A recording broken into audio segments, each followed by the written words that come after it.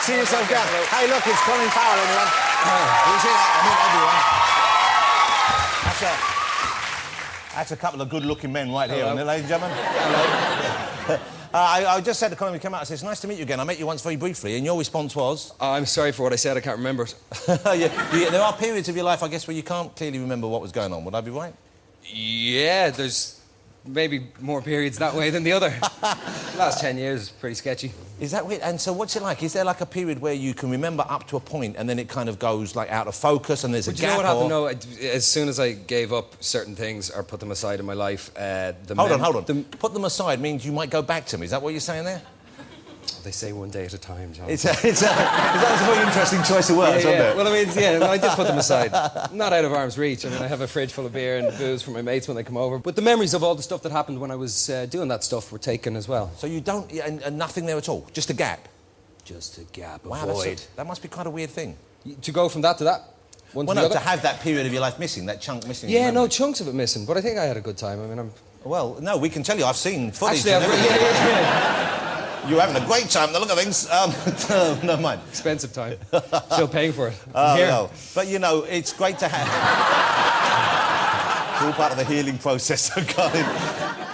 Let me ask you about the journey you've been on, because it's quite something to come from Ireland, you know, and to be a young guy there trying out a number of things and suddenly to become, you know, an international star. Yeah. To be in movies. That's really quite fast. something. And I wouldn't have thought that you had expected it to happen. Maybe never, but certainly not with the speed it did. No, a head spinner. And I think when I've been told by friends and denied it, I was never into fame, but they've all told me when I was 14, 15 that I said, I'll be famous. But then I went to theatre school for a year, and it actually did become about trying to figure out this acting thing and what it meant and what it was about and what the objective was, and it was kind of satiating a certain amount of natural curiosity I had as a human being. I found acting to be a great platform for that. And then I did Ballycot's Angel, and I got one American film. Joel Schumacher took a big gamble on Tigerland with me. That was Tigerland, yeah. It just went off, man. It just went off after that, and yeah, it was a head spinner. Yeah, and were you planning to head out that way anyway? Did you think, OK, I'm going to try and get to America? Do you know what? My agent, Josh, flew to Europe, and he was meeting 3 young actors, 2 guys in London and 1 guy in Dublin, and he was allowed...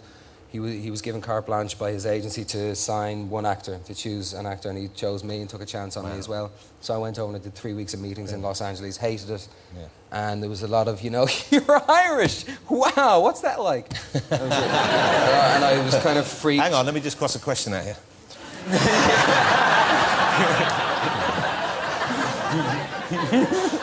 Tough job sometimes. But man, it happened for you so quickly, and then Schumacher directed you again in Phone Booth, of course, didn't he? Yeah, absolutely. Wow, which is a tremendous film. You like that film? Have you fun. seen him in the film, The Phone Booth? Yeah, a great film. I'm going to show you a clip of this. I love it, and it's a great chance for you, for an actor to have a role like that when it's kind of so much is on you through the movie. That must be a bit of a gift, but also kind of a tough thing to carry. It reminds me of Sam Jackson saying, I said, what was it like doing Star Wars and working with all the blue screen? He said, it was great. I was working with my favourite actor, me. But it wasn't quite like that. It was good fun and fun with me. It was a 10-day shoot, the whole thing. So there was... Is that what they're doing? Yeah. 10 days? Yeah, so there was no waiting around. There was no indulgence. It was just... Everyone, caterers, the sparks, electricians, everyone was just working their asses off. Are you the kind of guy who gets bored on a longer shoot? Do you get kind of... I've done long shoots, like I've done 6-month shoots, and yeah, it does get tedious, yeah. What was the longest? Because you're not shooting for... Probably no, Alexander was fairly long. Let's have a look at the clip. This is Colin in Phone Booth, and the voice on the other end, it sounds a bit like he's doing a Hannibal Lecter impersonation, but it's Kiefer Sutherland, isn't it? Yeah. Have a listen to this. And then they got C for him for one day. Colin Farrell in Phone Booth. I'm going to go home and watch that again. I'm going to get that on DVD and watch it again. It's a Good great, man. I enjoy that film. Good man. Your dog can do what your dog does. Don't go on about me. You leave my dog out of this, Farrell. Okay. All right? That's my between you problem. and your canine. Yeah. Have you got any pets? I should imagine you. No, just my son. Okay, well, it's not quite the same. No, it's not. But lovelier. Yeah. OK, let me talk... Well, you mentioned Alexander. Let's talk about that, because that was a movie where you committed a lot of time. Great cast with you there. Great Oliver cast. Stone, terrific director. Yeah, great script. And everyone seemed... When it came out, everyone hated it. All these greats, and then the film, for some reason, that kind of indefinable, I don't know, inexplicable reason, it didn't work. I mean, I looked like a drag queen. I should have got my roots done. I should have got my roots done. You look at it there, you do look a bit strange. I should have got my roots done. Yeah. Alexander didn't go to a salon. No, he wouldn't. But he did in our version. I don't know, it was kind of heartbreaking, man, that it didn't. It really was. Because that must be awful for all of you. You all put so much into it. All joking aside, it's not a poor me story, because, God, again, got overpaid for it and had the most incredible life experience and shared it with a really cool bunch of people. As I said, the same crew, 150 of us travelled around the world together for 6 months.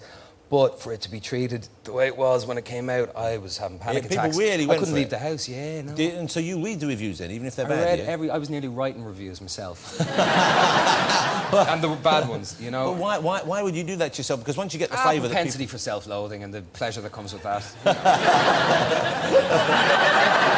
So part of you enjoyed that beating up? Yeah, a little bit, man, sure. Because I would have thought, avoid them, and then pretend everyone loves it. Conventional logic would say that's the healthiest thing to do. It's a trend that we follow conventional logic concerning health. In future, if you had a movie that didn't do so well, would you wallow in the bad reviews? Or No, would you now I try and stay. And stay away from, the internet. Oh, of course, we know there was some footage of you on the internet that was available for. I don't know if you saw it. You probably didn't mass need it. consumption, but. Well, people did look. Oh man, yeah. That must be. What happens there? How did that sneak out? Expensive 14 minutes is what that was. How do you process that kind of thing? It seemed like a good idea at the time. Two adults having fun. Oh, video camera. Nothing wrong with that. Nothing No, wrong with there that. wasn't As long as anything you wrong don't with let the tape get into the wrong hands. Well, that's it. And at the end of the deposition, because it was all very officious in a law office in Los Angeles, and the man that was in charge said, "Well, you've learned your lesson, I hope, Mr. Farrell." And I said, "Absolutely. Next time I take the tape with me." Was it for you to look back on later, though? No, it's all not about that. It's kind of some pseudo taboo thing about video camera. It wasn't about playing it back or anything, but I don't know what it was about. I think I was high. That's probably more what it was about. Probably was just a little bit. You make bad decisions. Yeah, exactly. I think it maybe won you some fans as well, because a lot of people I know watched it said, Really? "Boy, he's a well-developed young fella. He's puberty was kind to this boy." You know, yeah. It's not so bad. I might have got some of my better reviews, which would be depressing. But I just wanted to make sure, because the whole thing, I got offered a pile of money to sign off on it and have it in on Stores. command in hotels and stuff. Could you imagine if my mother came along and, God forbid, she'd tell me something like, "Oh, you remind me of your father at certain angles." So I couldn't have that. So I didn't see his tape. How did that go down? Was that? Well, here's the thing. Surely, if your mum was in a hotel and it was offered Colin Farrell. well, anything that I do is the problem. Well, anything that I do, she might have just seen the name. Oh, and I'd not... just check it out to see what it's looking like. Yeah. Sorry about that, by the way. Okay. She'll be watching this as well. She doesn't care how she gets mentioned as long as she gets. Oh, mentioned. that's sweet. She wants to be part of your life in that way. Yeah, of course. She loves it all, man. She enjoys and comes to premieres and all that kind of stuff. Can I just say, I'm sorry, but you've got the most remarkable eyebrows I've ever seen in my life up close. They're pretty special, aren't they? It's like a couple Except of... for Eugene Levy. Yeah, but they were quite enormous. But he's got me by 30 years. I can catch up. Do you trim them ever? No, I have done for a couple of films, but not all the time. They are what we call whoppers. Whoppers. We have one of the leading, finest eyebrow actors on the planet with us here this evening called... As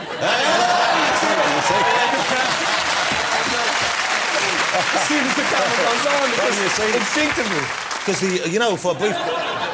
for a brief period in the 80s, his eyebrows had their own agents. I don't know if you know that.